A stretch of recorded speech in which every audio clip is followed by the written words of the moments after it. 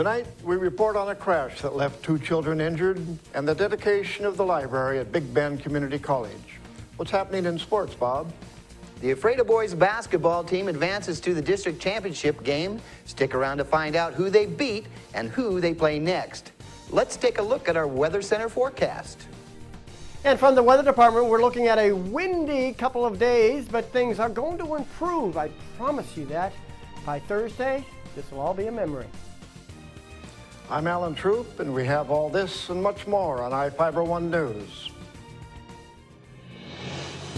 From the iFIBER 1 HD studio here in the heart of the Columbia Basin, this is iFIBER 1 News. Your #1 source for local news, sports headlines, and our very own Weather Center forecast covering the entire Columbia Basin. This is iFIBER 1 News, and it starts now.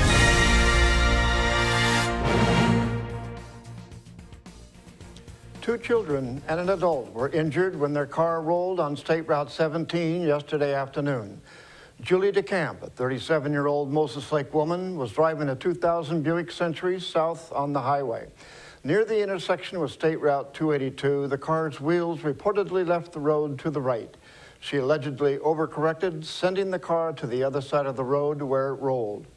According to the Washington State Patrol, DeCamp, along with an 11-year-old girl and a 12-year-old boy, were injured and taken to Columbia Basin Hospital.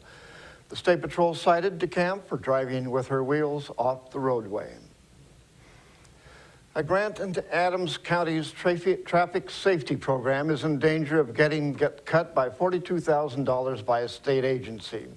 The Washington Traffic Safety Commission is considering cutting funding to the Central Basin Traffic Safety Task Force. The move is a part of a larger funding cut to the Target Zero program in rural counties.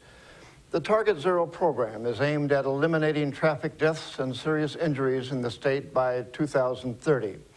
The community activities conducted by Target Zero include high school safety education, overseeing victim impact panels, and coordinating child car seat inspections. The director's report stated the need for the cuts stemmed from a decrease in federal funding for traffic safety grants.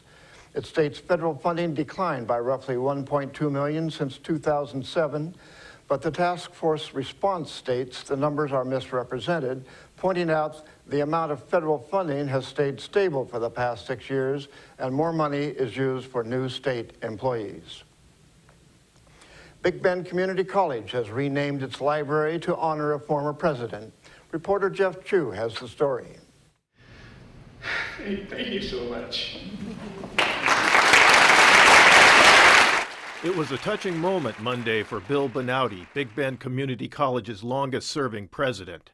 During a ceremony at the college's Grant County Advanced Technology Education Center, Benouty became the namesake for the library there. Benouty, who retired in 2012 after 17 years at the college, was honored by several current and former College Board trustees.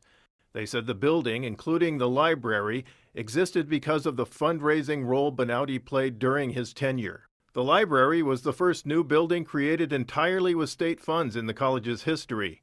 With current college president Terry Lees leading the ceremony, those praising Benouty's accomplishments included trustees chairman Mike Blakely, trustees emeritus Catherine Kennison, and Grant County Commissioner Carol Ann Swartz.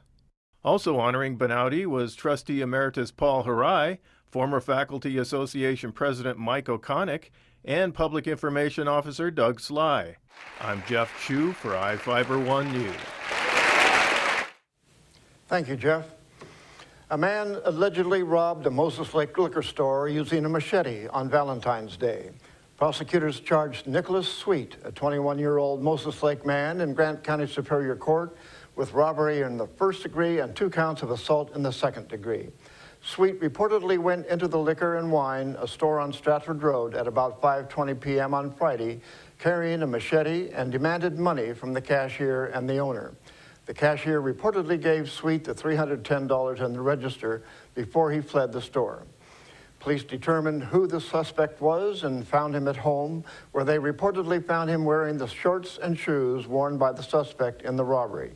Sweet allegedly led officers to the machete, which was hidden in a dumpster. Sweet reportedly told police he needed to pay bills and bought heroin with some of the money. Now we take a look at people who are being sought by law enforcement. Each of the people you see here has warrants for their arrest and is wanted by various law enforcement agencies. If you see any of these people, the Department of Corrections asks that you do not attempt to detain or apprehend them, but to call police. You can also call the Department of Corrections at 509-764-6180 during the day or 509-762-1160 after 5 p.m. We'll be back right after this.